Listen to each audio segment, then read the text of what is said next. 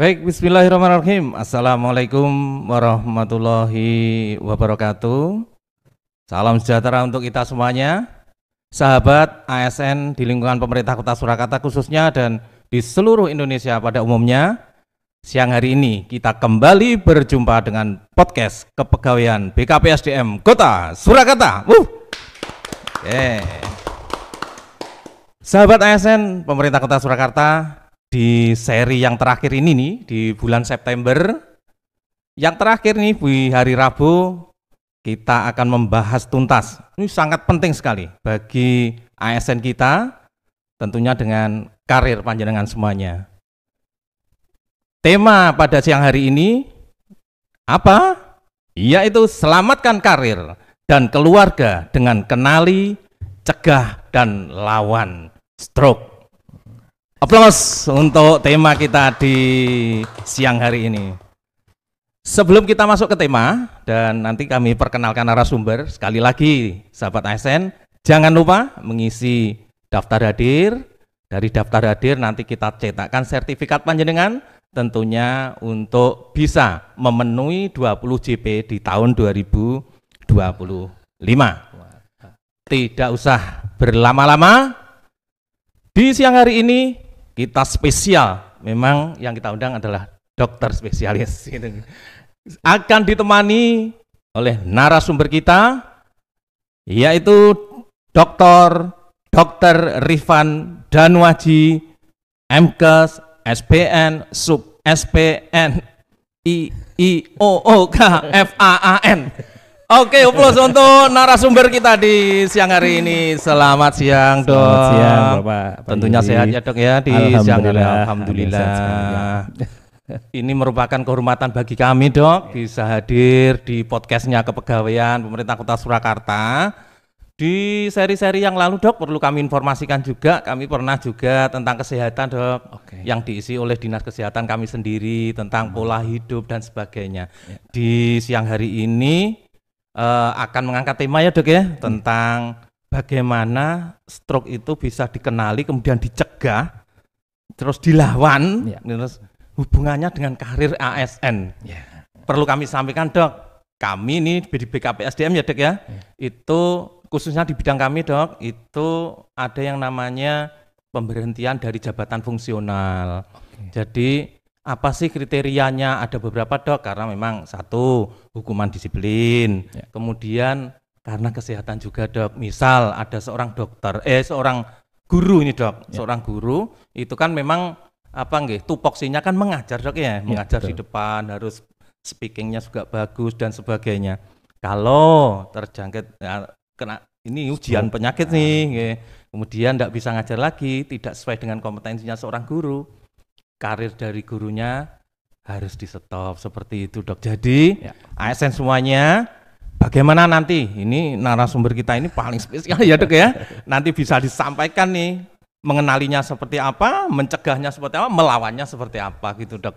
Nah, langsung saja kami serahkan waktunya nih ke Dr. Rifan Danuaji untuk menyampaikan nanti secara tuntas. Nanti kalau ada pertanyaan 1-2 gitu kita bisa jawab ya, Dok ya. Terima kasih. Monggo, Dr. Rifan. Maturun, Pak Yuli. Assalamualaikum warahmatullahi wabarakatuh. Selamat siang. Manggilnya Sobat ASN atau apa ini? Sahabat ASN. Sahabat ASN ya. Semua ASN yang ada di Kota Solo maupun di seluruh Indonesia tadi disampaikan ya. Terima kasih kesempatannya ini, kesempatan yang cukup berharga kita untuk saling sharing ya sedikit tentang stroke. Ya, jadi saya sedikit masuk aja, bisa mungkin ada slide, mungkin bisa masuk ya. Oke, slide ya, ini slide yang coba kami buat, bagaimana kita mencoba menyelamatkan karir dan keluarga tadi ya. Ini karir dan keluarga kan tidak sendiri ya, Bapak ya. Keluarganya diselamatkan juga ya, bersama keluarga. Tentu tema yang hari ini kita coba angkat yaitu tentang stroke. Stroke itu sesuatu penyakit yang mungkin selama ini juga menakutkan katanya gitu. Saya juga takut itu. Baik, kita lihat Bapak slide berikutnya. Ya. Di slide ini kita bisa melihat ya Pak, ini sebuah data yang dirilis oleh World Stroke Organisasi baru bulan Juni, akhir Juni, awal Juli 2025 yang lalu. Jadi sebuah organisasi di dunia yang mengelola ataupun concern terhadap stroke ya. Jadi stroke ini bukan hanya masalah di Indonesia tetapi juga masalah mendunia. Jadi di sini ditunjukkan di bulan Juli kemarin itu adalah stroke itu merupakan penyebab kematian kedua, Bapak. Jadi dari sekian banyak penyebab kematian, ternyata stroke ini merupakan penyebab kematian kedua. Ya, yang pertama sekarang itu jantung, Mas jantung, ya. Nah, dulu itu kita penyebab kematian pertama. Stroke ini ya, betul. Setelah 5 tahun turun ini juara 2. Nah, turun dari juara 1 menjadi juara runner up ya. Betul, runner up. Di sisi lain, stroke ini merupakan penyebab ketiga tentang kecacatan. Ini di dunia. Sekali lagi data ini adalah data di seluruh dunia. Ya, mulai 4 benua itu sudah masuk di sana, termasuk benua kita itu ada. Dan biaya yang dikeluarkan sangat tinggi sekali, Pak. Peningkatannya dari 2017 sampai 2000 sekarang pun sekitar 1,6 triliun US dollar.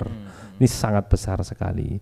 Dan fakta yang ada, data yang ada, stroke itu terjangkit 1 dari 4 orang. Jadi kalau ada 4 orang itu 1 mungkin kena stroke, Pak. Jadi cukup banyak sekali ya, populasinya itu cukup tinggi sekali. Dan mayoritas memang di bawah 70 tahun dan hampir 89% itu terjadi di low middle income country. Seperti sebenarnya kita kemarin sudah naik ya, upper middle income ya. Tetapi ini dengan gonjang-ganjing ekonomi kayaknya turun lagi nih kita dimasuk di low middle income country. Dan itu 89 itu stroke tidak tertangani dengan baik. Ya, sementara kalau di negara maju dia mungkin penanganannya sudah jauh lebih baik. Dan ternyata 10 besar faktor risikonya itu bisa dicegah.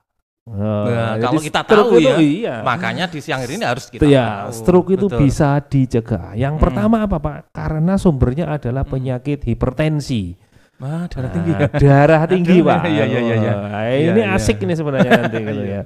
Yang kedua itu memang ada polusi, baik polusi di luar ya maupun polusi yang di rumah tangga yaitu 11%. Yang berikutnya tertinggi itu adalah merokok, Pak. Merokok. Iya, merokok ini hampir 14%. Kemudian penyakit kolesterol, Pak. Ya, kolesterol yang tinggi. Gorengan yang suka gorengan. Itulah karena di Solo itu sebenarnya kemarin ada pameo kalau di Padang, di kota lain itu banyak santan. Kalau di Solo itu soto sebagai faktor risiko stroke katanya, Pak. Padahal sotonya enggak apa-apa. Sedulur kiwa tangan betul. Atau jeruk nipis juga, Pak. Jeruk nipis soalnya ada rawonnya. Betul dong. Iya. Nah, itu resikonya sebenarnya di sana. Kemudian diet yang asin-asin, Pak, tinggi dari sodium ya, garam ya, ini menyebabkan tensinya naik. Kemudian inaktivitas, Pak. Jadi mager. Generasi mager ini ternyata ada efek negatifnya juga. Gula darahnya naik, gangguan fungsi ginjal. Nah, itu yang nanti merupakan 10 besar modifiable risk atau faktor risiko yang kita bisa sebenarnya bisa kita kendalikan. Sebenarnya. Ada yang tidak bisa dikendalikan, yaitu usia. Ya kalau usia tiap hari kita bertambah usianya, maka ya memang faktor risikonya naik. Tapi kan tidak bisa dibuat tambah muda. Masalahnya kan lungsungnya tidak bisa. Iya benar. Tetapi ini 10 penyakit yang bisa kita modifikasi untuk menanggulangi atau mencegah terjadinya stroke. Slide. Nah, ini data di dunia. Bagaimana di Indonesia? Slide. Oke, kita lihat. Nah, data di Indonesia lanjut saja. Nah, ini tadi penyebab kematian nih tahun 2002 terus. Dan di Indonesia itu tahun 2024 kemarin tuh menghabiskan 5,2 triliun rupiah. Itu data yang dirilis di BPJS, Bapak. Ini untuk khusus stroke ya? Iya.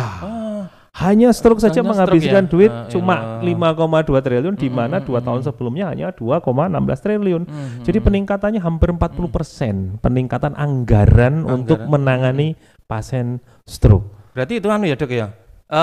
Sebanding dengan berarti kalau anggarannya naik, berarti orang yang stroke juga bertambah. Iya, itu masalahnya di situ. Dan sejak 2021 pemerintah ini baru membuat sebuah penanganan khusus KJSU, kanker jantung stroke uronefro.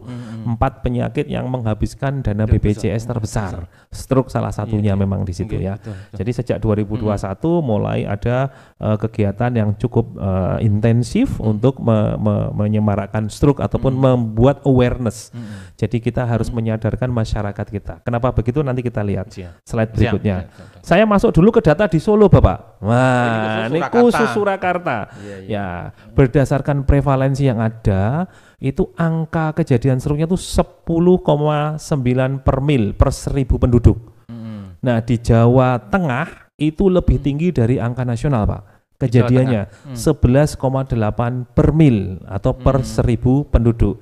Kita lihat kalau di Solo tahun 2024 berdasarkan BPS ya, BPS itu jumlah penduduknya itu ada 558.000 dengan angka 11,8 per mil, maka pasien stroke di Solo dalam 1 tahun 2024 ada 6.217. Kalau saya bagi 365 hari dalam 1 tahun, maka tiap hari itu ada 17 sampai 18 yang kena stroke. Ya kan? Nah, ini data, Pak. Saya tidak ngarang, tapi berdasarkan jumlah penduduk, berdasarkan dengan data-data yang dirilis angka kejadian dan jumlah penduduk yang ada, kita bisa memperkirakan sehari itu 17 sampai 14 nih. Kalau saya hitung per jam, setiap 2 jam ada 1 Pak yang kena stroke gitu, Pak. Setiap 2 jam, Pak. Ya kan? Kalau kita bagi 24 kan 1,5 jam. Ada 1 yang kena stroke. Iya.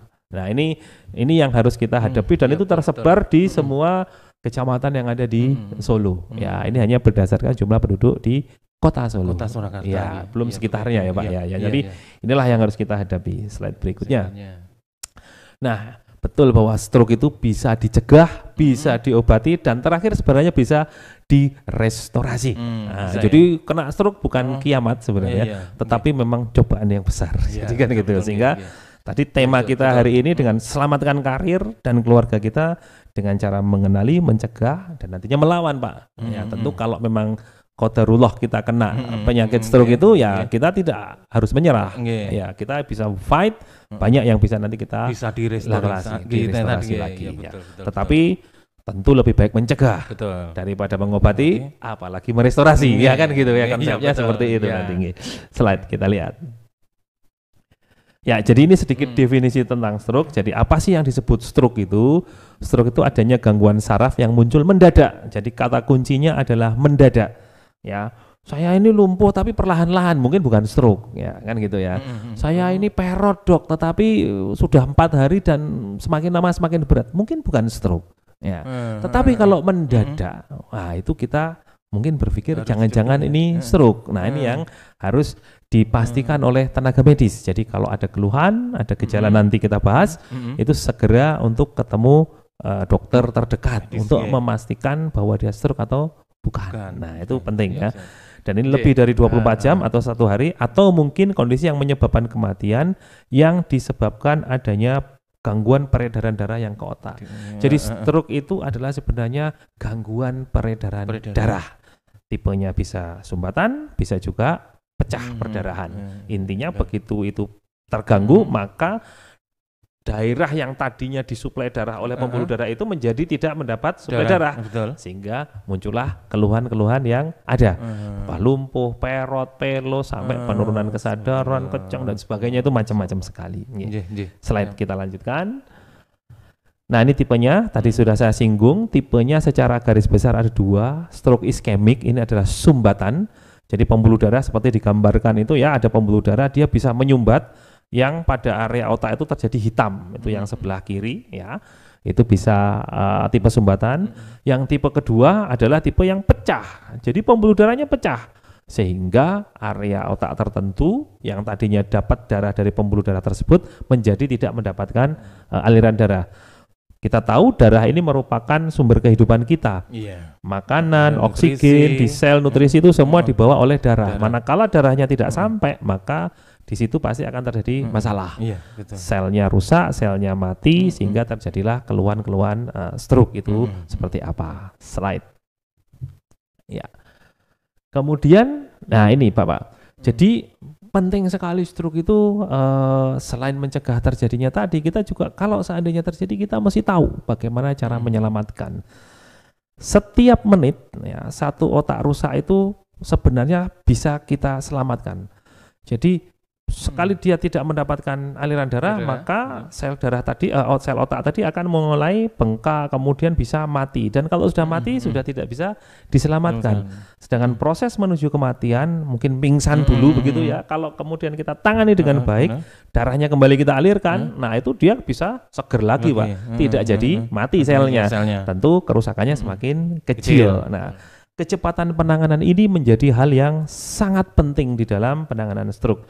Kalau kita lihat gambar di kiri itu ada siklus untuk stroke itu mulai dari rumah ya, dari atas misalnya, ataupun dimanapun ya, dimanapun tempat kejadian TKP terjadinya stroke itu, kemudian dia mesti dibawa ke rumah sakit. Nah, ini sudah ada burden, sudah ada kendala sendiri. Nah, kemudian di rumah sakit sendiri, dia kalau tidak terkoordinasi dengan baik, itu juga akan terjadi lama penanganannya, Pak. Nah, jadi di rumah sakit itu harus ada koordinasi dari dokternya, kemudian dilakukan CT scan ya, foto untuk otaknya ya, apakah ada stroke benar, apakah perdarahan atau tadi. Kemudian kalau memenuhi syarat ada obat yang namanya trombolisis. Jadi kalau ada sumbatan ya, kemudian kurang dari 4,5 jam bisa kita temukan dan memenuhi syarat, beberapa syarat yang dipersyaratkan, itu ada satu obat yang bisa kita berikan untuk jebol trombolisisnya ya. Jadi sumbatannya itu bisa kita jebol, Bapak. Namanya dengan trombolisis. Hanya kalau lebih dari 4,5 jam, kalau kita jebol resikonya justru pecah. Nah, jadi ada kriteria tertentu yang harus dilihat, itu sangat hati-hati sekali. Ada checklistnya dan dokternya semuanya harus terlatih untuk menentukan apakah obat ini layak diberikan pada pasien yang kena stroke atau tidak. Tetapi targetnya hanya 4,5 jam. Lebih dari itu obat itu sudah tidak bisa dipakai karena resiko pecahnya lebih dari 80%. Jadi mudorotnya itu lebih besar kalau diberikan. Tapi kalau kurang dari 4,5 jam, memenuhi kriteria itu termasuk tensi, gula darah nanti memenuhi kriteria, itu bisa kita berikan dan bisa Insya Allah bisa ini ya. Iya, tingkat keberhasilannya cukup tinggi. Pasien saya yang tadinya belum bisa bergerak, setelah masuk obat, setengah jam berikutnya sudah bisa ngangkat tangannya lagi, Pak. Jadi sangat dramatis sekali sebenarnya obat ini ya. Hanya dibutuhkan koordinasi di dalam rumah sakit dan koordinasi dari TKP menuju rumah sakit. Ya. Banyak kan sekarang kena stroke tuh dicocoki dulu, ya diundang ke dibelonyoi dulu, sehingga ke rumah sakitnya dia akan terlambat. Padahal setiap menit itu sel otak akan rusak kalau tidak segera diselamatkan. Slide berikutnya ini ada satu grafik ya, ada satu grafik yang menunjukkan tersebut. Lanjut saja. Iya. Jadi ini adalah grafik aliran darah otak, Pak. Jadi dari 100 gram otak itu membutuhkan paling tidak di atas 50 mililiter per 100 gram otak per menit. Itu kecepatan aliran darahnya. Kalau dia turun di bawah 50, selnya itu pingsan. Nah, jadi pingsan dulu, yang tengah-tengah itu pingsan. Aliran darahnya meningkat, fungsi masih bisa berfungsi tetapi minimalis sekali. Kalau sampai di bawah 20%, dia sudah mulai dorman, sudah mulai nggak berfungsi, tapi masih bisa diselamatkan. Tetapi karena ini lebih dari 3,5 jam, ini bablas meninggal selnya, maksud saya selnya rusak, sehingga kalau sudah rusak mati ya nggak bisa diselamatkan. Nah, ini yang sebenarnya waktu ini yang penumbra dan yang tengah ini yang coba kita kejar. Ini yang saat tadi kita lawan ya, untuk seandainya terjadi stroke. Lanjut. Saya lanjutkan dulu. Nah, sekarang bagaimana sih kita tahu bahwa ini stroke atau tidak? Nah, ini tanda-tandanya kan, nih gitu, yang harus perhatikan ya, sahabat ASEN semuanya. Singkatannya dibuatkan adalah segera ke RS. Pas juga ya. Memang segera ke rumah sakit. Segera ke rumah sakit. Nah, yang pertama itu Pak, senyum tidak simetris, Pak. Gitu ya. Merot gitu loh. Jadi kalau itu merot tidak simetris, mendadak ya. Tadi kata kunci awal kan mendadak ya. Jadi segera ini kalau muncul mendadak ya segera ke RS, Pak, harus ke rumah sakit ya. Yang pertama itu senyum tidak simetris. Ya, ini jadi kadang ngeces kalau minum itu kan karena nggak bisa nutup mulutnya, tidak bisa nutup sempurna, dia akan ngeces keluar. Nah, itu kalau itu mendadak berpikir jangan-jangan stroke. Nah, yang kedua adalah gerakan, G-nya gerakan.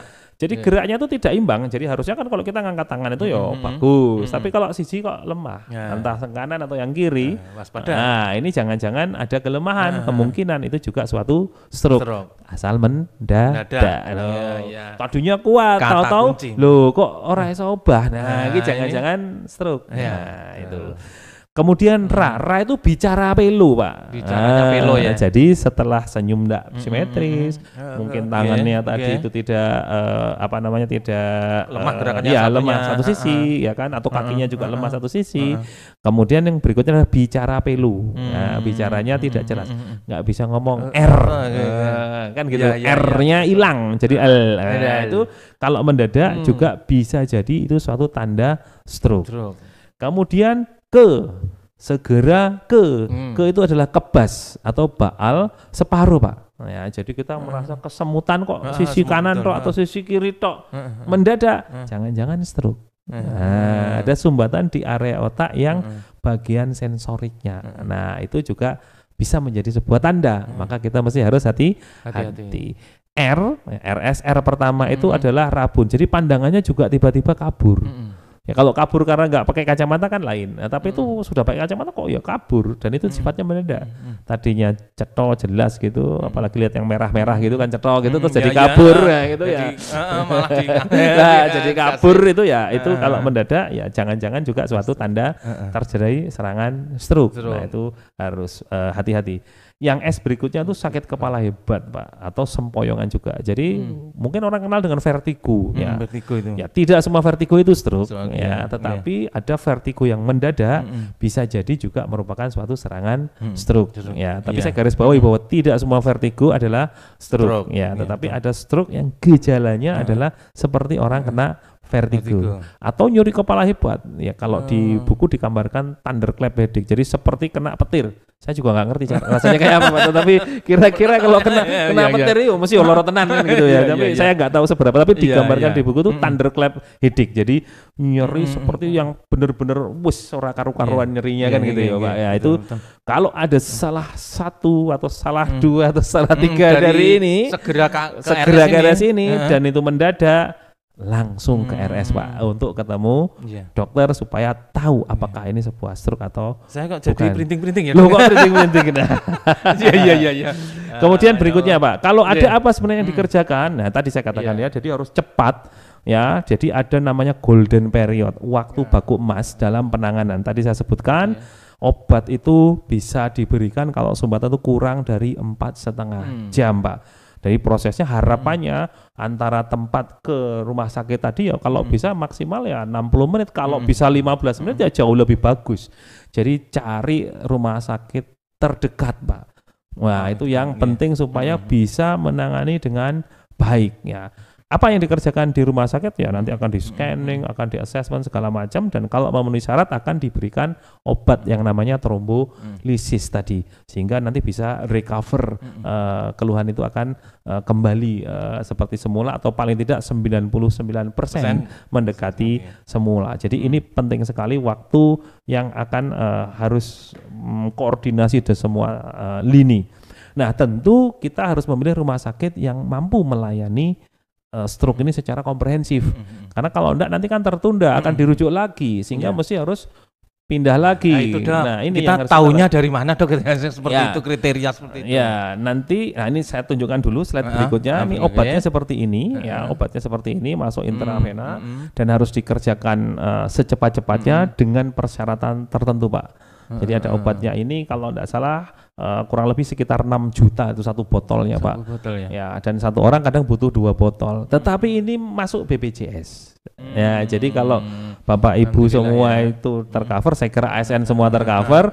Jadi jangan khawatir dengan masalah biaya karena ini insya Allah tercover BPJS. Jadi asuransi kita sudah mengcover, Pak. Jadi tidak perlu khawatir walaupun harganya mahal, tetap itu bisa dijamin. Tapi harapan kita juga. Iya, meskipun begitu yo nek iso yo. Nanti kita lihat juga. Slide berikutnya. Nah, tadi saya katakan harus menuju ke rumah sakit yang tepat ya, yang siaga untuk pelayanan stroke, Pak. Nah, kalau di Solo ini, slide berikutnya, salah satunya yang sudah siaga itu adalah rumah sakit Hermina, Pak. Hermina pun sudah menuliskan itu di pintu masuknya itu adalah siaga stroke 24 jam Pak. Nah, jadi ini adalah salah satu rumah sakit yang memang sudah terbukti dan sudah mendapatkan penghargaan. Nanti saya tunjukkan penghargaannya ya. Hermina nih. Ya, ini penghargaannya, ini penerimaan penghargaan gold status ya untuk bahwa rumah sakit ini mampu melakukan pelayanan trombolisis ya, stroke, dan sudah diakui oleh WSO, World Stroke Organisasi yang tadi Pak yang mengeluarkan data-data nasional tadi. Di Solo ini bukan hanya Hermina sendiri, sebenarnya ada 5 rumah sakit tercatat yang kami tahu, dan kami berharap nanti di bulan Oktober itu ada pencanangan Solo Siaga Stroke, ada 20 rumah sakit lain yang akan kita latih. Jadi saya bersama Perhimpunan Dokter Spesialis Saraf di Solo, neurologi di Solo, kita memang membuat pelatihan untuk rumah sakit itu mampu menangani stroke ini dengan baik. Tapi sebelum itu muncul, mungkin sampai dengan saat ini, saat kita melakukan podcast ini, ada 5 rumah sakit di Kota Surakarta yang sudah bisa melakukan pelayanan stroke, yang sudah mendapatkan penghargaan seperti Hermina, 2, Muwardi dan Hermina. Kemudian rumah sakit lain itu sudah mengerjakan, ada JIH, kemudian Dr. Un Kandang Sapi, kemudian JIH, kemudian satu lagi Kasih Ibu, ya itu sudah bisa, tapi mereka sedang on proses untuk mendapatkan penghargaan. Ke depan saya tadi juga sempat mendengar katanya Panti Waloyo sudah mulai bisa juga, ya. Jadi kami berharap rumah sakit yang di Solo ini ya harus mampu Pak, khususnya punya CT scan, punya dokter saraf, mestinya bisa melakukan pelayanan ini karena ini sangat bermanfaat buat pasien kita, gitu ya. Slide berikutnya. Nah, sekarang yang terpenting seperti Pak Yu tadi sampaikan, bagaimana kita mencegah. Iso meskipun obatnya ono larang dijamin nih ono iso ora kan gitu ya. Jadi ada pencegahan yang disebut dengan pencegahan primer dan pencegahan sekunder. Pencegahan primer itu dilakukan pada orang yang belum kena stroke tapi memiliki faktor resiko stroke. Faktor resiko yang tadi yang Pak 10 di awal tadi ada merokok, hipertensi. Nah, kayak gitu yang punya faktor resiko itu, maka itu harus dilakukan pencegahan sejak awal supaya tidak kena stroke. Ini yang disebut dengan pencegahan primer. Adapun pencegahan sekunder itu yang dilakukan kepada mereka yang sudah pernah kena stroke. Jangan sampai kena stroke berikutnya. Serangan kedua kedua atau seberikutnya. Karena ya kalau ada serangan kedua pasti lebih parah. Pasti lebih berat ya. Jadi kalau orang sudah kena stroke, maka kita harus mawas diri, introspeksi diri, kira-kira itu sebabnya apa, faktor risikonya apa untuk bisa dikendalikan. Nah, apa saja yang dilakukan? Slide. Dengan cerdik, Pak. Ini ada singkatan-singkatan. Semuanya singkatannya. Harus gitu. Segera ke RS. Cerdik. Cerdik itu apa? Yang pertama adalah cek kesehatan secara rutin. Saya yakin di ASN kan ada Pak pemeriksaan kesehatan rutin itu nggih. Nah, itu harus kita perhatikan ya. Kalau aku takut diambil darah misalnya kan repot itu nanti. Kita tidak tahu faktor risikonya, pencegahannya ya pasti tidak bisa dilakukan dengan baik ya. Jadi harus cek kesehatan secara berkala. E-nya adalah enyahkan asap rokok, Pak. Hentikan rokok ya, Dok ya. Iya. Tapi ada yang bilang, itu kambing aja enggak merokok juga batuk. Oh iya. Itu kan, kan batuk, paru. Iya. Tapi kalau di Indonesia paling tinggi memang rokok, Pak. Ada juga alkohol. Iya. Jadi hipertensinya rokok itu cukup tinggi ya, rokok dengan alkohol. Kalau kebetulan kemarin kami di Vietnam itu yang tinggi di sana justru alkohol karena mereka minuman hariannya bir. Nah, itu yang tinggi. Tapi kalau Indonesia rokok lebih tinggi daripada alkohol. Tapi dua-duanya ya harus nyahkan ini ya. Rokok, kemudian R itu adalah rajin olahraga, aktivitas, Pak. Nah, jangan mager itu tadi. Berapa banyak olahraganya? Ada dua panduan.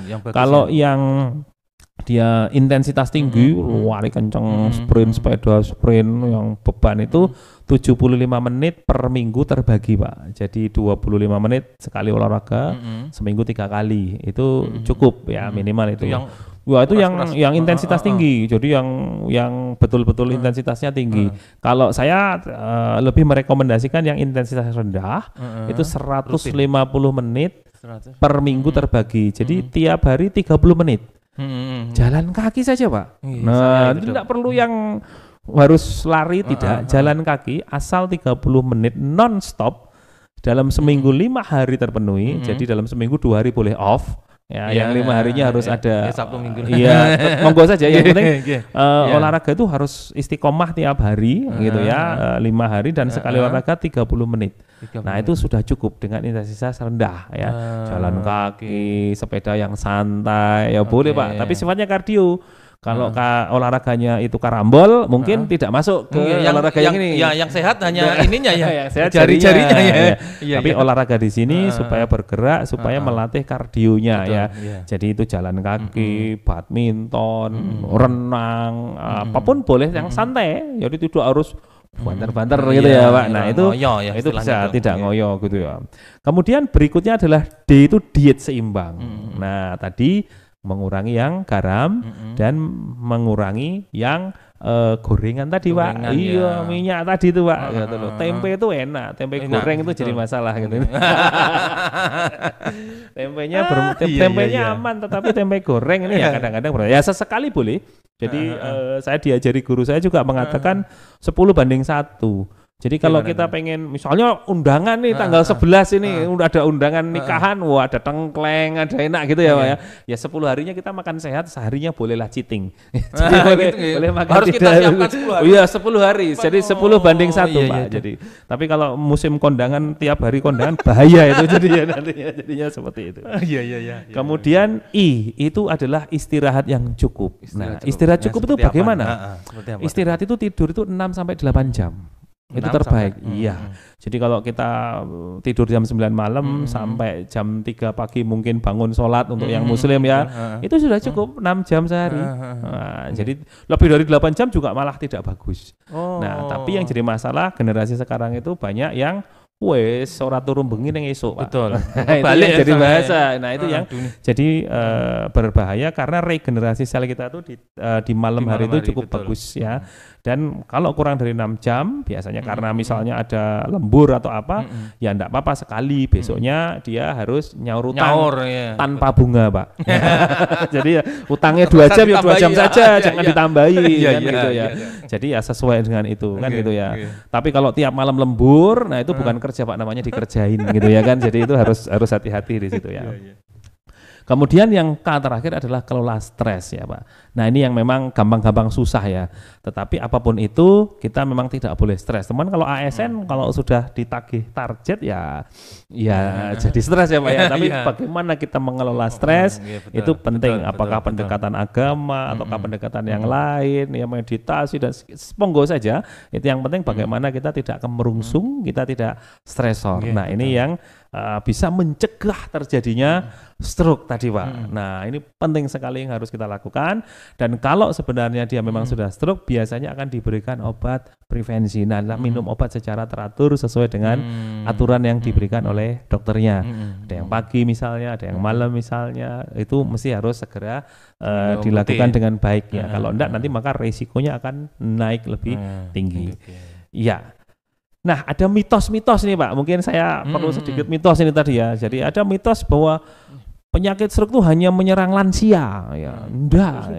Iya, ternyata data kita punya 3,8% itu di bawah 45 tahun Pak. Jadi sekarang sudah bergeser, stroke muda itu ada. Saya pernah merawat pasien stroke paling muda, stroke sumbatan itu umur 16 tahun. Ya kalau stroke perdarahan ada umur 9 tahun, tapi memang dia punya kelainan bawaan ya, kelainan dari kongenitalnya. Tetapi yang 16 tahun itu ada Pak, itu paling muda yang pernah saya rawat ya. Tapi mayoritas memang di atas 45, tapi ada 3,8% yang dari yang usianya muda. Kemudian ada yang mengatakan bahwa mitos stroke adalah salah satu jenis serangan jantung ya bukan. Dua-duanya berkaitan tetapi tidak berhubungan langsung gitu ya. Tetapi serangan jantung itu bahaya, juga bisa menyebabkan kematian. Maka mesti juga perlu penanganan cepat. Tapi stroke itu juga tadi penyebab kematian yang utama dan kecacatan yang nomor 3. Kalau di Indonesia dua-duanya masih nomor 1 ya. Kemudian ada lagi yang menusukkan jarum tadi sudah saya singgung ya. Itu justru akan memperlama. Menusukkan jarum itu maksudnya? Jarimu kena stroke itu terus ditusui Pak. Ada mitos seperti itu, ditusui nanti sampai keluar darahnya, dianggap stroke-nya bisa sembuh Pak. Nah itu banyak di masyarakat seperti itu, di WA group itu banyak di share. Padahal itu adalah hoax. Dan itu tidak benar. Justru itu akan memperlama dan akan semakin banyak sel otak yang rusak. Ya. Kemudian habis kena stroke itu ya tamat, tidak bisa disembuhkan. Nah, itu kami jawab tidak, karena sekarang teknologi medis yang ada sampai dengan stem cell, sampai dengan rehabilitasi yang tepat itu bisa membantu mengembalikan fungsionalnya. Ya kan, dari sisa sel otak tadi bisa kita latih untuk mengambil alih fungsi sel yang rusak. Ya, karena sebenarnya sel otak kita tuh bisa dilatih. Buktinya apa? Waktu kita lahir otak kita normal tapi kita nggak bisa jalan, nggak bisa ngomong. Tapi setelah dilatih kita bisa jalan, bisa ngomong. Artinya sel otak itu mampu untuk dilatih. Kemudian mitosnya bahwa termasuk penyakit yang tidak dapat dicegah tadi sudah kita jelaskan. Bagaimana cara mencegahnya dengan cerdik. Nah, itu harus tahu ya. Ya, mungkin itu dulu ya. Kalau nanti dengan rehabilitasi, misalnya kodarullah kena stroke, tadi saya sampaikan ada tahapan-tahapan yang bisa kita lakukan untuk melakukan restorasi, tergantung tingkat keparahan, tergantung lokasi stroke-nya di mana.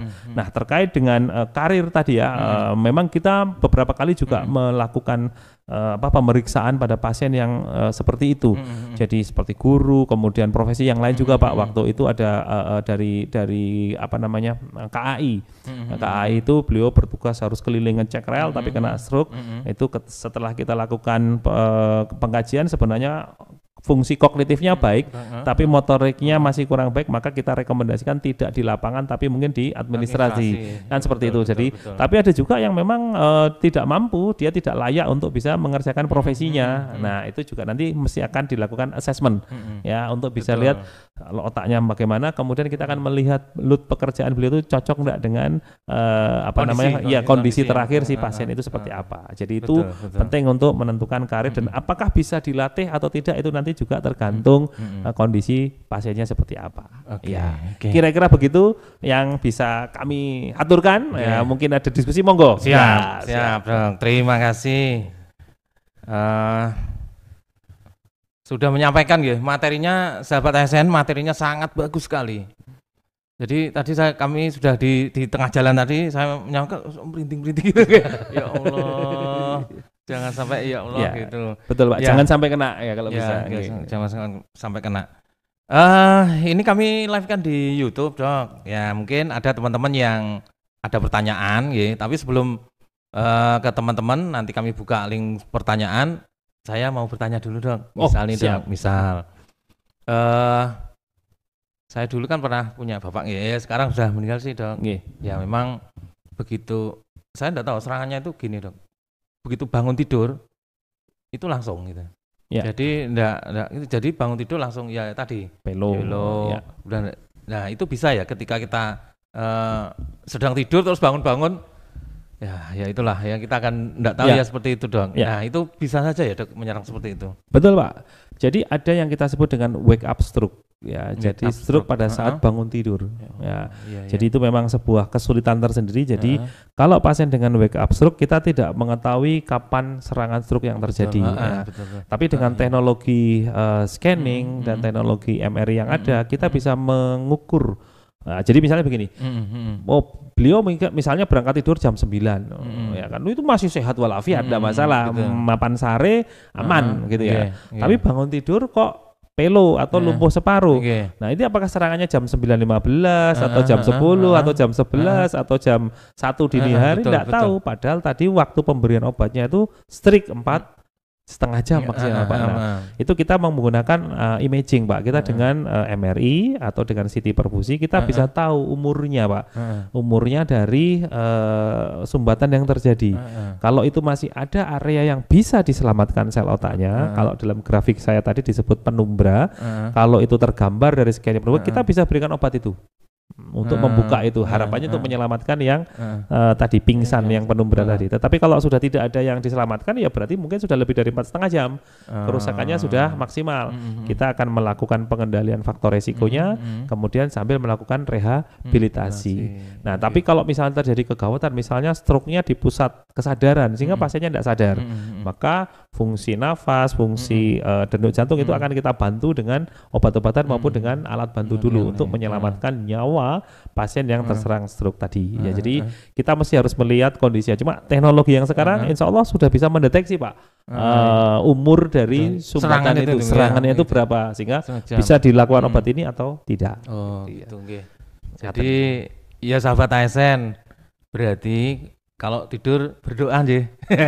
Harus ya, nanti bangun tidur ucapkan doa lagi gitu. Betul. Ya Dok ya. Betul nah sekali. Sekarang Dok yang saya tanyakan, nah ketika ayah kami kemarin terserang stroke itu, nah apa ini yang dilakukan oleh keluarga Dok? Kadang saya melihat di sosial media itu orang merawat stroke harus sabar, harus seperti apa Dok? Yang sehat ini merawat pasien yang stroke itu harus seperti apa Dok? Baik, jadi kalau stroke tadi seperti saya sampaikan, stroke itu fasenya ada yang namanya akut tadi Pak.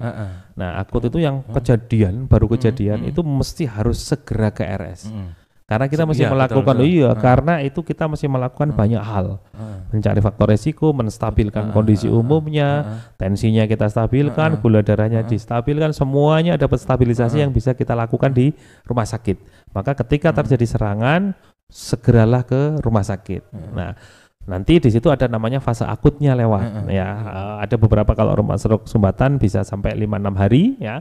Kalau perdarahan bisa sampai 14 hari. Itu fase akutnya seperti itu, harus kita kelola ya sampai benar-benar faktor risikonya terkendali. Nah, setelah itu selesai, maka kan pasiennya bisa dipulangkan. Walaupun mungkin belum bisa jalan, mungkin ya. Ataupun masih dengan kelemahan. Ya, itu memang sudah fase akutnya selesai, fase fluktuasinya selesai, stabil, itu dengan rawat jalan, nanti dengan program restorasi tadi Pak, rehabilitasi. Betul. Tadi memang kita mesti tergantung lokasinya, tergantung dari faktor risikonya, tergantung dari problem yang ada. Tapi tadi saya sampaikan, mesti obat-obatannya harus dikonsumsi sesuai aturannya, kemudian pastikan inteknya cukup, pastikan latihannya juga perlu dilakukan. Nah, rehabilitasinya ini paling bagus memang di 6 bulan pertama. Itu paling bagus ya keberhasilannya ya. Tapi setelah 6 bulan itu masih ada progres, cuman mungkin tidak secepat di 6 bulan pertama Pak. Jadi kita akan mengoptimalkan biasanya untuk restorasi ini di 6 bulan pertama. Ada dengan stem cell, ada dengan sekretom, ada dengan neuromodulasi, ada dengan fisioterapi, ada dengan latihan-latihan, exercise, tergantung dari sisi mana nanti kelemahan pada pasien tersebut. Itu ada asesmennya tersendiri untuk menentukan plan-nya seperti apa. Tahapannya seperti apa gitu ya. Karena beda-beda. Kalau seseorang itu mungkin menelannya bermasalah, maka kita akan melatih bagaimana dia menelannya dulu sebagai utama. Pasien yang lain motoriknya bagus, tetapi kognitifnya jadi nggak bisa konsentrasi. Ya itu juga nanti pendekatannya akan berbeda. Pasien yang lain mungkin sensibilitasnya, jadi dia kebasnya yang utama daripada motoriknya. Saya sudah kuat Dok, tapi megang nggak kroso. Nah itu juga nanti pendekatannya berbeda-beda. Ya tergantung dari penanganannya juga berbeda. Tergantung dari defisit neurologis yang dialami pasiennya apa. Oke, baik. Sudah 2 pertanyaan dari saya. Ini ada teman-teman mungkin yang bertanya, kita buka karena waktunya Pak Dokter juga ini siap. Jaran ya Dokter. Tapi sebelum ke pertanyaan, sekali lagi sahabat ASN, Rumah Sakit Hermina sudah merupakan salah satu ya Dok ya, rumah sakit yang siaga stroke. Nah, monggo nanti ada 5 sih, Dok, ada 5. Boleh sih mulai ya. Monggo, ada pertanyaan dari teman-teman ASN nih. Karena tema ini sangat penting, kita misalnya ada keluarga kita yang stroke, bagaimana kita harus sabar memang ya Dok ya. Merawat butuh waktu orang memang, stroke itu ya harus sabar. Kemudian cara mencegahnya tadi sudah disampaikan dokter secara lengkap sekali. Nah, sekarang mungkin ada dari teman-teman yang bertanya. 4 ya bertanya nggih. Baik. Saya baca ya Dok ya. Ya, siap. Bu Sri Handayani, Surakarta, Jawa Tengah. Izin bertanya Dokter, apakah donor darah itu bisa mencegah stroke dan cara mengurangi kolesterol dalam darah yang sudah terlanjur tinggi? Monggo Dok. Ya. Jadi sampai sekarang memang belum ada literatur donor darah atau plebotomi ya, diambil darahnya sebagian itu bisa mencegah stroke. Itu memang tidak ada literatur yang khusus Ibu. Jadi donor darah memang bukan sebagai pencegah stroke, tetapi dengan plebotomi, dengan pengambilan darah sebagian itu memang membuat sirkulasi darah kita justru memang semakin baik, ya semakin baik ya. Tetapi yang berhubungan langsung dengan stroke memang belum ada. Nah, apakah juga mengurangi kolesterol? Sekali lagi jawaban saya tidak. Nah, jadi donor darah ini sekali lagi bukan mengurangi kolesterol dalam darah, karena kolesterol itu kan penyimpanannya, produksinya kan terus gitu ya, terus ya. Nah, itu sebenarnya tergantung dari aktivitas kita. Maka mengurangi kolesterol itu harus aktivitasnya yang tepat tadi dengan 150 menit per minggu. Istilah saya dibakar. Yang sudah masuk itu dibakar, yang belum masuk ya dikontrol, ya makanannya diatur sedemikian rupa sehingga yang mengandung kolesterol tinggi itu bisa lebih rendah, tetapi yang sudah terlanjur masuk dibakar dengan cara exercise, olahraga, bukan dengan donor darah, tidak ya, tetapi memang donor darah itu dengan mengurangi sel darah merahnya itu memang membuat sirkulasi selnya lebih baik, tetapi tidak mengurangi dari kolesterol yang ada. Itu gitu nggih, bisa menjawab ya. Jadi cara menguranginya dengan exercise itu lebih bagus itu ya. Nggih, gitu Bu Sri Handayani. Namun demikian tetap ya Bu Sri Handayani tetap berdonor darah. Oh ya. Karena darah nanti juga ada manfaat yang lain tapi tidak dengan stroke ataupun kolesterol, tetapi punya manfaat lain di mana sirkulasi darah semakin bagus, sel-sel darahnya akan diremajakan lebih cepat dan itu akan memberikan manfaat juga pada pasien pada pendonornya sendiri. Juga ya. Ya, pendonornya. Betul. Yang tidak terlihat juga panjenengan mendapat amal ibadah gitu kan ya, itu dengan mendonorkan darah panjenengan. Dapat pahalanya banyak. Siap, alhamdulillah. Saya lanjut ya, Dok. Iya, siap. Ibu Leni Puspitasari, Jawa Barat. Kota Banjar, Dok, ini dari Jawa Barat. Alhamdulillah, mantap. Ya, Jawa Barat. Alhamdulillah, tepuk tangan untuk Jawa Barat. Ya. Oke. Bagaimana cara kita mengatur pola hidup sehat untuk menghindari stroke? Ya. Tadi sudah kita sebutkan ya, dengan cerdik tadi. Iya, dengan cerdik tadi ya. Ya. Jadi ada cek kesehatan berkala ya. Jadi syukur-syukur tuh sebenarnya kalau di bawah 50 tahun tuh masih setahun sekali aman. Tapi kalau sudah di atas 50 tahun biasanya kita merekomendasikan 6 bulan. Nah, itu ceknya itu ya. Tetapi kalau kita memiliki masalah dari hasil cek misalnya kolesterolnya tinggi ya maka bulan depan sudah harus dicek lagi. Jadi itu izin Dok, minimal yang dicek apa saja? Ya, jadi biasanya itu adalah memang kolesterol itu profil lipid, gula darah, ya itu yang utama Pak. Ya, jadi dua hal itu trigliserid, LDL itu kan profil lipid, kemudian gula darah puasa. Dua itu yang paling sering, kecuali nanti ada masalah yang asam urat itu kan ada gejalanya yang lain, Kalau itu ada masalah ya nanti atas indikasi ya bisa dilakukan pemeriksaan. Tetapi yang rutin setidaknya itu gula darah puasa 2 jam, kemudian kolesterol tadi ya, profil lipidnya itu yang bisa kita lihat. Ya, itu yang mesti rutin, tensinya juga ya, detak jantungnya kita seperti apa, apakah reguler atau tidak. Nah, itu juga bisa dicek secara rutin. Begitu ada temuan, ada kecurigaan, maka kita akan semakin intensif nanti seperti apa untuk dikelola dan target pengelolaannya itu seberapa tergantung dari masalahnya tadi. Kemudian tadi menyuahkan rokok dan alkohol ya, itu harus jelas ya. Kemudian diet ya, gizi berimbang 4 sehat 5 sempurna. Jadi cukup sayurnya, cukup buahnya ya, itu sangat-sangat baik, tapi rendah garam harapannya gitu ya, tidak terlalu asin. Ya, rendah juga, jangan kebanyakan gula ya. Jadi minum tehnya yang manis ya nggak usah banyak-banyak. Secangkir pagi saja itu 1 sendok, selainnya tawar misalnya, itu jauh lebih bagus gitu ya. Minum kopi juga demikian ya, gula sedikit atau bahkan bisa tawar ya. Betul, kemudian diet sudah, istirahatnya Pak ya, pola tidur, pola istirahat 6 sampai 8 jam. Kemudian aktivitas ya, pola olahraga itu adalah 150 menit per minggu terbagi. Ya, ada ya 30 menit 5 hari itu boleh ya, atau mungkin 1 jam. Tapi tidak boleh Sabtu Minggu olahraga, Senin Selasa Rabu Kamis tidak. Ya, itu enggak bagus juga. Enggak ada manfaatnya. Enggak ada manfaatnya. Jadi latihan itu ya rutin dan mungkin berselang 2 hari sekali misalnya, itu juga bisa, atau bisa tiap hari juga bagus sebenarnya dilakukan ya. Itu penting ya. Kemudian yang terakhir ya stresor terjadi, Pak. Nah, stres itu yang mesti harus dikelola dengan baik gitu ya. Betul. Dengan berbagai macam monggo pendekatannya, pengajian misalnya, atau apalah musik misalnya, ya hobinya yang bisa menurunkan stres yang kita alami gitu. Oke. Pertanyaan tambahan dari saya ada. Boleh ya. Siap. Saya pernah menemui Dok ini. Kan kita punya ini Dok, cek gratis itu ya, ASN ya.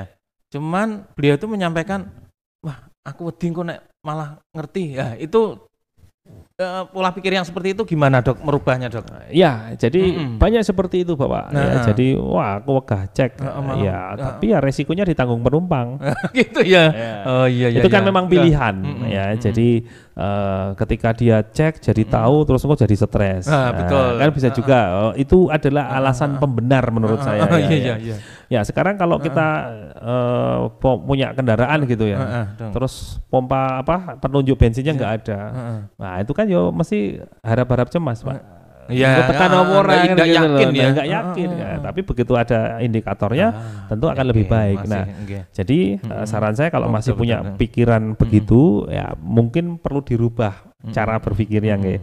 Aku udah ngerti lah, justru harus tahu supaya bisa dilakukan pengendalian dengan baik, penanganan lebih baik, intervensi daripada nanti terlambat sudah pada fase yang jelek, sehingga untuk recovery-nya menjadi sulit atau resources-nya lebih banyak lagi yang harus dikerjakan. Nah itu jadi mindset-nya yang mesti harus kita rubah kalau ada yang berpikiran seperti itu. Tapi memang masih banyak yang seperti itu Pak. Iya, jadi saya paham itu. Iya betul. Jadi sahabat ASN jangan takut. Kita sudah difasilitasi sahabat 6 bulan kalau nggak salah di lab kita, lab Kesda ya, di lab kita secara gratis. Monggo dicekkan secara rutin itu ya Dok. Jangan takut ketahuan. Kalau memang ada hal yang bintang biasanya ada ada bintangnya berapa gitu ya. Itu ya nanti bisa intervensi dengan baik. Intervensi ya Dok. Ya, betul. Saya kembali ke pertanyaan Dok yang ada di layar. Ya. Dari Pak Supriyanto, Solo, Jawa Tengah. Kenapa stroke tidak bisa sembuh total Dok? Ya. Jadi ada yang sembuh total sebenarnya. Ada ya? Ada, tapi tadi cepat penanganannya. Penanganan di awal ya Dok ya? Iya, di awal. Banget itu ya Dok? Sangat ya. Jadi tadi saya sampaikan begitu aliran darah otak itu turun, maka sel itu akan pingsan. Kalau ini tidak diselamatkan, dia akan mati selnya. Ya, kan konsepnya seperti itu. Jadi kecepatan penanganan ini menjadi kunci, ya kan? Kunci dalam keberhasilan. Kalau bisa diambil bisa ditangani cepat, maka sel otak yang rusak tinggal sedikit. Nah tentu nanti pasti ada defeknya, masih ada gejalanya. Nah gejalanya kita lakukan restorasi. Tentu kalau sel yang rusak sedikit, melatihnya jauh lebih mudah. Nah, itu bisa disembuhkan dengan total. Tetapi kalau dia sudah rusaknya banyak, ya memang menjadi sulit karena memang selnya sendiri sudah hilang. Sel otak itu yang berfungsi mengkontrol ya komputer yang paling canggih ini, yang karya Gusti Allah ini, Allah Subhanahu wa taala ini, dia memang kalau sudah rusak itu memang melatihnya menjadi tantangan tersendiri, Pak. Nah, ini yang mesti harus dipahami. Maka semakin cepat penanganan, semakin sedikit sel yang mati, maka tingkat recovery-nya jauh lebih baik. Nah, ini mesti butuh pelatihan yang intens. Dan yang terpenting lagi memang tadi mengontrol faktor risikonya supaya tidak terjadi serangan lagi. Saya mengumpamakan faktor risiko itu masih kita naik mobil, Pak. Jadi kalau kita naik mobil, jalannya tuh ngebut, ngelawan rambu lalu lintas, remnya blong, maka kemungkinan kecelakaannya kan lebih tinggi dibandingkan mereka yang baik ngerjainnya, remnya dicek, kemudian mengikuti rambu lalu lintas, maka kemungkinan kecelakaannya pun demikian. Sing ugal-ugalan itu mungkin selamat, sing biasa itu juga bisa terjadi kecelakaan. Karena itu disebut dengan faktor resiko. Ya, ada orang punya hipertensi enggak, stroke tuh Dok ora apa-apa ya. Ada yang merokok ya ora apa-apa ya, kan gitu ya. Tapi sekali lagi faktor resiko, kalau semakin banyak faktor resiko, maka probabilitas terjadi stroke-nya itu semakin besar kalau dia semakin banyak faktor resikonya yang ada, sehingga pengendalian faktor resiko ini menjadi penting, sehingga probabilitas serangan stroke-nya harapannya turun, tidak 1:4 tapi mungkin 1:10 harapan kita kan begitu nanti ya. Siap. Ini sebelum saya lanjutkan, masih ada waktu dok? Masih, masih ya? Boleh. Oke. Monggo, Pak Supriyanto, jadi yang paling penting adalah mencegah resiko tadi. Betul, ya dok ya? mencegah faktor, mengontrol faktor resikonya. Mengontrol faktor resiko. Nah, apa sebetulnya tadi sudah sampaikan ada yang sembuh 99% lah, ada gitu nggih Pak Supriyanto. Oke. Saya lanjutkan ke Ibu Uni, Kota Surakarta. Agak panjang ini pertanyaannya dok. Siap. Apakah detak jantung yang terlalu cepat juga bisa beresiko terkena stroke? Dalam kondisi istirahat atau tidak sedang bekerja yang berat, detak jantung pernah sampai 140 kali per menit, memiliki riwayat hipertensi, dan meminum obat rutin amlodipin 10 mg setiap hari. Terima kasih, monggo dong. Ya, jadi betul ya, salah satu faktor resiko stroke yang tadi yang sebutkan faktor resiko yang tadi itu 10 besar yang bisa dimodifikasi. Ada faktor resiko yang lain yaitu penyakit jantung ya. Adanya sakit jantung, misalnya detak jantungnya tidak normal, itu juga bisa menimbulkan stroke. Bisa atau kelainan katup jantung itu juga bisa dia membuat gumpalan, kemudian dia lari gumpalannya itu mengikuti aliran darah sampai ke otak, dia bisa jadi stroke juga. Jadi betul bahwa penyakit jantung bisa juga sebagai faktor resiko stroke.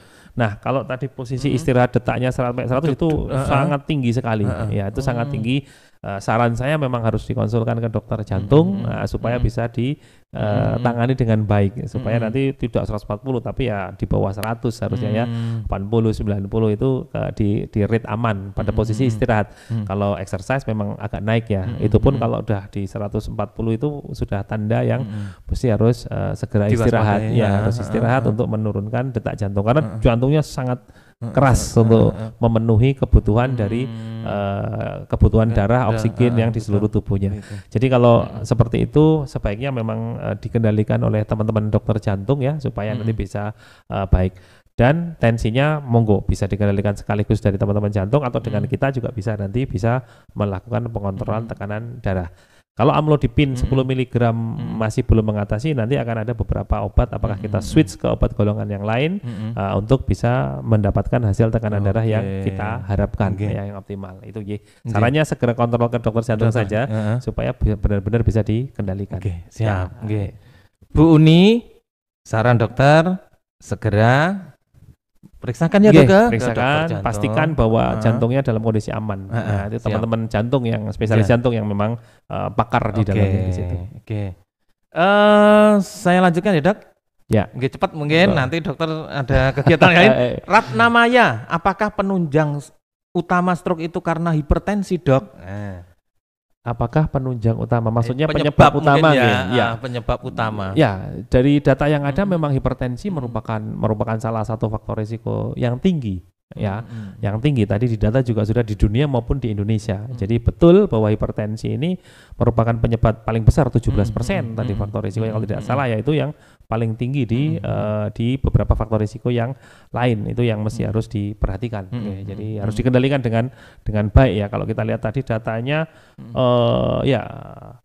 jadi 57% malahan ya, itu high blood pressure 57% Pak, sangat tinggi sekali. Jadi memang betul bahwa hipertensi memang penyebab faktor risiko paling besar untuk stroke itu. Jadi betul jawabannya. Betul kan? Harus dikendalikan.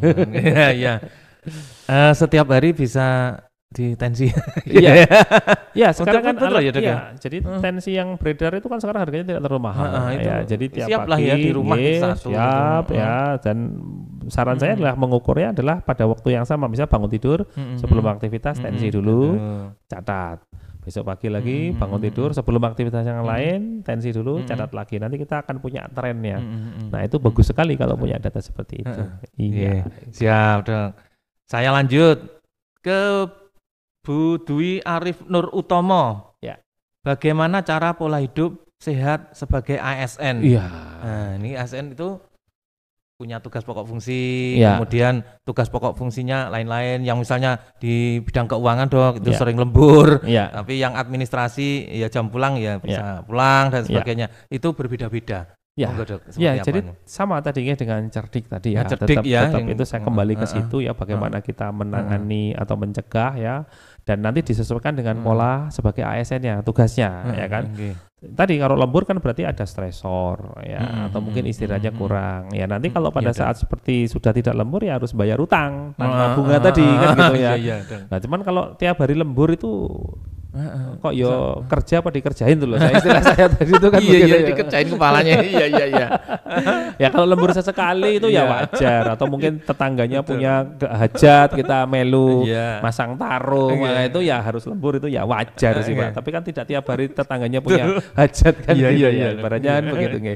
Jadi sesekali memang bisa kita overtime untuk bekerja, tetapi kalau itu menjadi pola, itu menjadi tidak sehat. Ya nanti apapun pasti akan muncul penyakitnya. Tidak hanya stroke tapi juga penyakit-penyakit yang lain ya. Olahraganya, jadi kita mesti melatih ya, melatih jantung kita, melatih kardio kita ya. Itu supaya bisa mengimbangi pekerjaan kita. Nah, kita mungkin kalau saya sebut adire itu kalau ngangkat 20 kilo ya apa-apa, tapi kalau kita 20 kilo jarumnya seminggu Pak. Kan gitu ya. Kenapa? Karena dia terlatih tiap hari. Jadi 20 kilo ya mungkin enteng saja gitu. Tapi kita 20 kilo ya mungkin harus pareman kan gitu ya. Iya. Jadi kalau kita terlatih baik, kardio kita baik, insya Allah kesehatan itu akan terjaga dengan baik. Jadi pola istirahatnya ada, olahraganya ada, pola makannya ya diperhatikan. Ya biasanya ya banyak yang jualan yang tidak sehat ya, mungkin tadi 10:1 ya, itu yang 10 tetap sehat, satunya boleh lah cheating yang tidak sehat ya boleh kan gitu ya, itu yang diperhatikan ya. Itu mungkin itu tipsnya Pak. Nah sekarang ini dong, saya mau bercerita nih ya. Kalau di pemerintahan nih dong, di pemerintah Kota Surakarta, setiap ada kegiatan rapat, kemudian ada bintek dan sebagainya, itu kan pasti ada ngapain nih snack seperti ini snack seperti ini. Dulu pernah dong itu harus pakai godok-godokan seperti itu, buah. Ning sekarang kembali lagi ada rotinya. Itu yang sehat itu seperti apa Dok? Ya, kalau saran saya tergantung jamnya Pak. Ya jadi kalau makan itu kan pagi sarapan, kemudian tengah itu ada snack, ya kemudian siang ada makan lagi, sore ada snack, malam ada makan lagi, malamnya tidak boleh ada snack. Itu yang sehat sebenarnya seperti itu. Bagusnya sih buah, usul saya. Buah, kalau boleh buah itu lebih bagus lagi. Godok-godokan ya boleh, ya nggak apa-apa. Tapi ya gorengannya ya sedikit aja atau hanya pelengkap saja kan. Itu mungkin perlu buah itu akan lebih bagus ya. Monggo mau pakai pepaya, mau pakai semangka, anggur ya boleh juga. Pisang itu ya Dok ya. Boleh juga itu. Jadi biasanya kita roti yang ada tepungnya itu loh. Wah, itu bahaya untuk yang umur-umur. Sekali enggak apa-apa, tapi ya jangan tiap hari. Berkali-kali, sehari bisa 3 kali rapat. Ya nanti dikumpulkan terus disambangkan gitu. Iya, betul. Jadi sobat ASN, ini terutama yang pengelola pengelola keuangan, pengelola kegiatan, ini ada saran dari dokter untuk menyediakan jamuan nih. Ya, alangkah baiknya buah gitu ya, Dok, yang menyehatkan gitu ya, Dok. Ya. Oke, saya lanjut, kurang 2 ini Dok. Siap. Iya, kurang 2. Terakhir Bu Nur Mukaromah. Terakhir cek darah puasa, hasil diastolik di atas normal. Prehipertensi, bagaimana agar diastolik normal Dok? Ya. Jadi kalau dia masih prehipertensi, yang pertama dilakukan adalah perubahan gaya hidup. Ya. Jadi obat bisa membantu, tetapi sebenarnya yang pertama karena ini masih prehipertensi ya sebenarnya ya. Itu pertama mesti lifestyle. Jadi kita mesti harus lihat tadi olahraganya bagaimana, tidurnya bagaimana, stresornya bagaimana. Ini yang harus kita kelola dulu. Nah, kalau dengan perubahan pola hidup sehat tadi masih belum bagus, baru nanti ada obat yang bisa diberikan. Untuk obatnya monggo nanti ketemu dokternya supaya bisa tahu persis sebenarnya problemnya itu di mana. Karena hipertensi itu bisa dari jantung, bisa dari ginjal, bisa dari sistemik Pak. Jadi kita mesti melihat pasien ini problemnya ada di mana. Dan itu dokter pasti bisa mengidentifikasi dan menentukan treatment obat yang paling tepat buat beliau. Tapi sebelum obat-obatan saya selalu garis bawahi kalau prehipertensi ini pola hidup dulu, mesti harus dikembalikan dulu ya. Olahraganya harus bagus, tidurnya harus oke ya. Exercise-nya harus pas tadi ya, makannya juga harus benar, dan stresornya juga harus dikelola dengan baik. Nah, itu yang bisa, kalau itu bagus biasanya sih akan turun. Akan turun itu Bang. Dok, kalau ukurannya normal, prehipertensi, sudah hipertensi itu ya, jadi normalnya 120 80. 120 80 ya dok. Iya. Begitu 80-nya naik di 90 itu sudah masuk ke arah pre. Oh. Ya. Kalau di sistoliknya bisa sampai di atas 130 itu masih pre ya. 140 di atas 140 itu sudah stage 1. Tetapi begitu dia diastoliknya itu lebih dari 90 itu sudah masuk stage 1, bahkan di atas 100 sudah stage 2. Oh, ya, jadi ya, targetnya adalah 120 itu kita harus kita dapetin gitu loh. Iya. Alhamdulillah saya segitu. Alhamdulillah juga 80 udah. Alhamdulillah. Luar biasa. Yang terakhir ini dok, karena waktunya juga sudah lewat jam 1. Yang terakhir, Pak Redi Nurmiadi, izin bertanya dok, kebetulan ayah saya pasien stroke. Dan diabetes sejak 2023. Sampai sekarang belum sembuh total, tapi sudah bisa belajar berjalan. Yang saya tanyakan, bagaimana cara mengakses obat yang mahal tadi via BPJS? Ya, jadi obat yang mahal tadi itu hanya berlaku mereka yang kurang dari 4,5 jam. Serangan pertama tadi ya? Iya. Jadi itu hanya bisa diberikan di situ. Karena tadi kalau diberikan setelah itu justru akan buat perdarahan. Nah, jadi obatnya nanti berbeda, Bapak. Ya. Jadi itu hanya fase yang kita sebut dengan hyperakut. Ya. Jadi ada fase akut tadi. Di antara fase akut itu ada 4,5 jam pertama yang kita sebut dengan hiperakut. Nah, ini yang bisa menggunakan obat alteplase tadi. Sekarang memang ada satu obat golongan baru, tapi masih dalam penelitian. Tenecplase itu bisa sampai 24 jam, tapi kita belum bisa memakai obatnya, belum masuk di Indonesia ya. Moga-moga tahun depan sudah masuk sehingga jendela terapi yang hanya 4,5 itu bisa mundur sampai 24 jam. Harapan kita kan seperti itu ya. Karena 4,5 jam memang saat ini memang kita ya tidak hanya di kita, di negara maju pun demikian ya, ada kendala-kendala yang dihadapi. Nah, tetapi kalau yang sudah lewat dari itu memang tidak bisa mengakses obat alteplase tadi ya. Nah, sehingga yang diberikan adalah obat-obat yang rehabilitatif saja nanti. Itu yang perlu tadi menjawab pertanyaan Sinten Pak Nur tadi ya. Jadi obat yang mahal itu hanya yang trombolisis tadi itu adalah yang kurang dari 4,5 jam. Setelah itu mungkin ada pengobatan lain yang bisa dilakukan dan juga masih di cover dengan BPJS. Ya. Masih ada satu nih apa? Boleh. Tambah satu lagi ya, Dok, satu lagi ya. Tambah satu lagi dan kita tutup ya. Sudah 9 aja. Safitri Solo, dokter izin bertanya. Ada kerabat stroke sudah 1 tahun dan tidak konsumsi obat serta kontrol rutin. Kondisi stroke tubuh bagian kanan. Sekarang minta untuk diobati. Baiknya bagaimana, Dok? Ya, jadi kalau memang sekarang ini belum tertangani dengan baik, monggo kalau dengan fasilitas BPJS tentu ke vaskes yang pertamanya dulu, ya kan? Nanti akan di-assessment oleh vaskes pertama, puskesmas atau dokter keluarga ya. Apabila nanti belum ada faktor risiko yang jelas, ya mungkin akan dirujuk ke dokter spesialis saraf FKTP yang keduanya ya, vaskes keduanya, nanti akan dilihat. Nah, jadi kita mesti mengetahui stroke-nya seberapa parah ya kan, kemudian faktor risikonya apa saja dan apakah ini sudah terkendali atau tidak. Baru nanti kita berpikir apa yang bisa kita lakukan untuk rehabilitasinya. Tadi kelumpuhan kanan, apakah kelumpuhannya ini sama sekali tidak bisa duduk ya misalnya, atau sebenarnya masih mampu latih untuk bisa untuk duduk, berdiri, bahkan mungkin berjalan dengan alat bantu. Ya itu yang mesti harus kita lihat. Targetnya kalau nggak bisa normal, setidaknya dia bisa independen, jadi tidak tergantung orang lain. Misalnya mau jalan, mau mandi itu tidak tergantung dengan keluarga, sehingga bisa keluarganya bisa lebih produktif, walaupun dia mungkin sudah tidak bisa produktif ya. Tapi kalau dia itu tergantung sama keluarganya kan berarti keluarganya juga harus nungguin. Maka yang tidak produktif kan dua, pasiennya langsung atau keluarganya yang harus menungguin. Nah ini yang mesti harus kita tentukan goalnya yang mana dulu sesuai dengan kondisi pasiennya seperti apa. Gitu ya. Untuk mengetahui penanganan yang pas betul ya, Dok ya. Oke. Baik, kita sudah lebih dari 60 menit ya, Dok ya. Siap. Dan waktu dokter tersita di sini untuk memberikan sebuah ilmu yang sangat bermanfaat bagi kami, dan mohon izin Dok, nanti materi akan kami share ke teman-teman ngaten ya Dok ya. Silakan. Semoga bermanfaat. Ya, bisa dibaca-baca.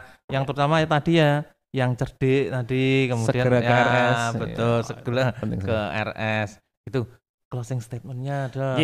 Ya, jadi yang pertama adalah saya berharap teman-teman ASN ini juga sebagai agen perubahannya. Ya, betul. Jadi bukan hanya untuk dirinya, tapi monggo dengan materi tadi kalau misal bermanfaat ada acara arisan keluarga atau RT ya boleh di-share, tidak masalah. Jadi ilmu ini kita sampaikan, harapan kami bahwa angka kejadian stroke itu bisa turun. Betul. Ya, jadi kita bisa mencegah. Kalau tadi 17 sampai 18 pasien per hari ya turun gitu harapan kita. Dan kalaupun sampai qadarullah kena stroke, kita bisa memberikan penanganan yang tepat, cepat dan terukur, Pak. Jadi tidak ngawur, tidak dengan mitos, tetapi dengan dasar keilmuan yang jelas. Monggo semua rumah sakit berusaha untuk membantu sebaik-baiknya. Nanti kita juga akan fasilitasi rumah sakit yang belum bisa trombolisis. Setidaknya ada 5 rumah sakit yang saat ini sudah mampu, salah satunya Hermina. Monggo nanti bisa membantu, misalnya ada saudara, kerabat, tetangga yang mungkin terserang stroke bisa ditangani dengan baik. Itu, Pak. Terima kasih Dok. Alhamdulillah, sahabat ASN, sekali lagi di seri yang terakhir ini di bulan September, podcast kepegawaian BKPSDM Kota Surakarta, mengundang Pak Dokter Rifan. Pak Rida, Dokter Rifan jangan memberikan materi yang sangat-sangat berguna bagi kita semuanya. Materi nanti akan kami share, kemudian kami himbau untuk sahabat ASN semuanya untuk mengisi link daftar hadir sertifikat. Nanti akan kami buatkan sertifikat untuk memenuhi 20 JP panjenengan di tahun 2025. Sekali lagi kami ucapkan terima kasih Pak Dokter atas ilmunya yang sudah dibagi, semoga bermanfaat. Menjadi ladang ibadah panjenengan, nama jariah panjenengan. Dan akhir kata, di seri yang terakhir ini BKPSDM Kota Surakarta juga 3 seri di bulan September ini. Nah, untuk itu nanti sertifikat ditunggu, nanti akan diberikan informasi. Kurang lebihnya mohon maaf. Salam sehat untuk kita semuanya. Assalamualaikum warahmatullahi wabarakatuh. Oke. Terima kasih.